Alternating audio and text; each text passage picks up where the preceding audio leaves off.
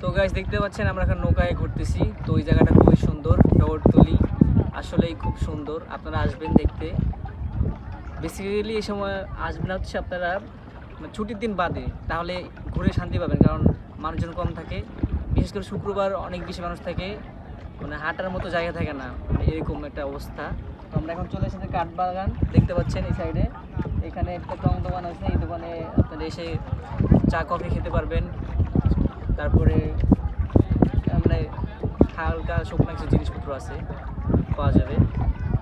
আর mainly হচ্ছে যে এই বিলটা আর যে নৌকায় ঘোরা আর যে প্রকৃতি শান্তির বাতাস, এই বাতাসটাই মানে মনকে একদম বলতে পারতেছি না, মানে ফিল করতে পারতেছি, বলতে পারতেছি না, আপনি আসতে বুঝতে পারবেন।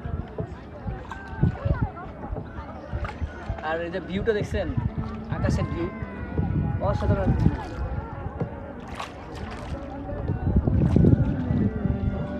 আর এখানে হচ্ছে নৌকার ভাড়াটা একটু বেশি, 200 টাকা চলে যাচ্ছে, 100 টাকা কাকারে বলে নিছি, 100 টাকা হলে ভালো হতো। কি বলেন কাকা? শুক্রবার তো 400-500 মারতে পারেন, ওদিকে আবার মানুষজন বেশি। এখন নামাই দিয়ে এইটা উঠাবো 150 টাকা দিয়া